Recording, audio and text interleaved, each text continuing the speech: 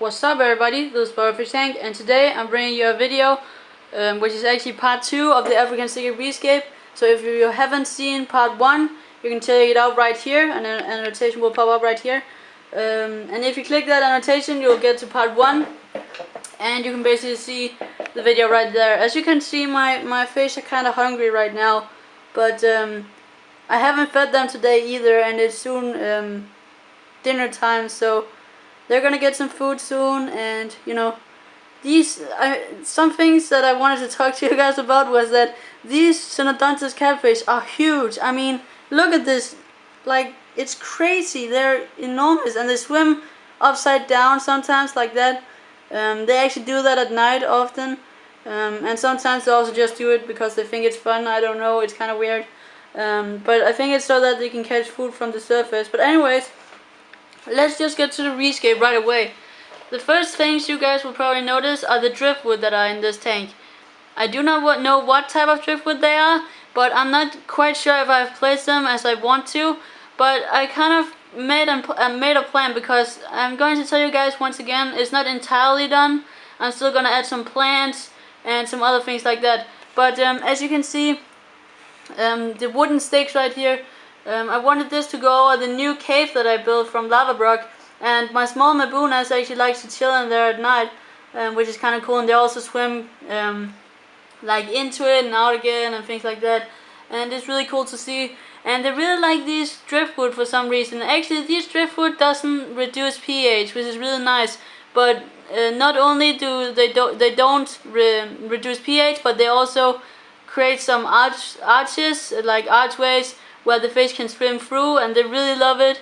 This big piece right here, I do not know what I want to do with it yet, but I think I will place it right here, or either so that it sticks out over on this side, like it sticks out right here. But I'm not quite sure, because this area is what I plan to be a planted spot, like with anubias and java fern on this big lava rock, and that lava rock over there.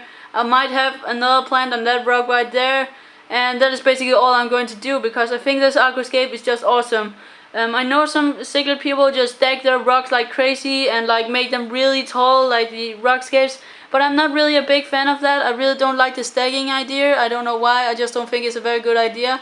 Of course, I have stacked some few rocks like the cave right here, but I think it looks very unique that the aquascape is low and the fish swims around up here, because I think you have to remember with African cichlid tanks, especially if it's a mixed African cichlid tank with Tanganyikans, Victorians, peacocks, Mabunas, things like that. You know, they swim in some of those species swim in very open spaces, and as you guys know, I got some different varieties of cichlids from the different lakes and the different types, like Mabunas, Synodontis. Synodontis are not cichlids, but you know what I mean. These guys right here, those are the Synodontis. And I had a peacock, but my Kenya actually killed him. I don't know if you guys know that, but my Kenya actually killed my German red peacock, and it was the worst thing in my life. He was so awesome. He was my favorite fish, and you know, I even love him more than my saltwater tanks. So you know, it was. I mean, I don't really think that the Kenya has been a very good inhabitant into this aquarium. But I think he'll be better because he hasn't actually chased the other fish. There was a moment where he actually chased the Frontosa, but the Frontosa hasn't been chased a lot. So that is really nice to see.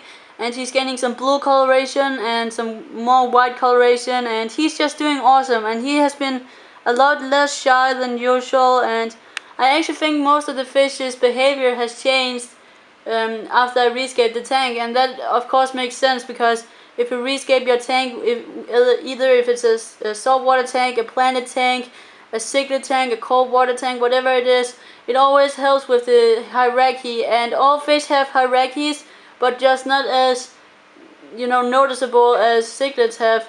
There was actually one that chased my Frontosa right there. That is my Mabuna. That is actually my Arotis male. I do not know why he chased him right there. That is kind of weird. But they do chase each other every now and again. That's what cichlids do. But he hasn't got any nib fins or anything like that.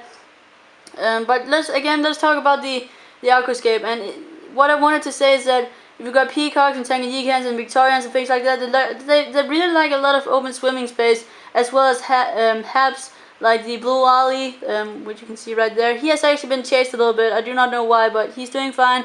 Anyway, Haplochromis, like the Venostis up there, and the blue ollie right there. You can see he got a wound right there. Those fish like open swimming spaces, and that's very important to actually notice and actually take into consideration when you're making an African Cichlid Rescape. So for the other fish, which are the Kenya, the Johanni, the yellow lab, where you see the Mitria Klima Estuary, the Albrotis, those fish kind of are rock dwelling fish, and they're Mabuna, so they will stay around the rocks, and you know that's why you're gonna have a little bit of rocks. And in here I got a lot of caves. I got a cave underneath here, I got a cave back there, I got a cave right there, so there are actually 3 or 4 caves in this tank where the fish always swims through, and the Synodontis enjoys it as well. But my Synodontis, I do not know why, but my fish are very strange. But they more like to be in the open. As you can see, they're swimming a lot, around a lot. Whereas I've seen other Synodontis that just stay at the bottom and really doesn't do anything. But these guys are so active. I mean, just look at this guy.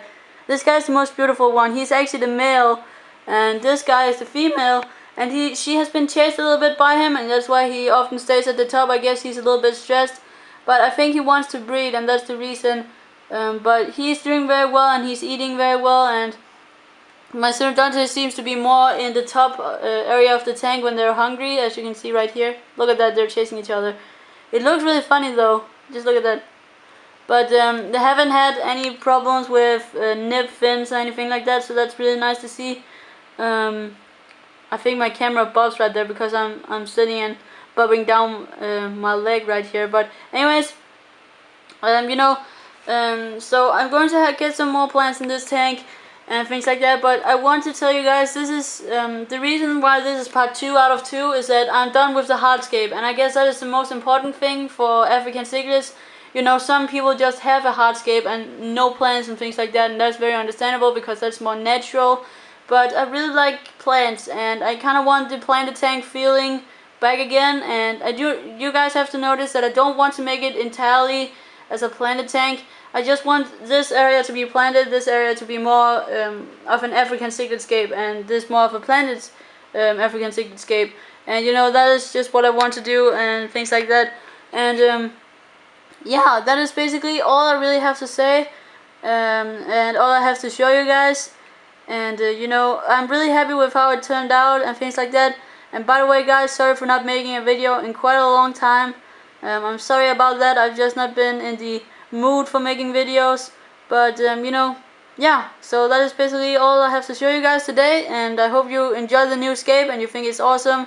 If you do, please leave a comment. If you got any suggestions on fish or plants or rocks or anything like that, or how you want it to look like, or driftwood or anything, just if you have any suggestions for this tank, just put it down in the comment section below.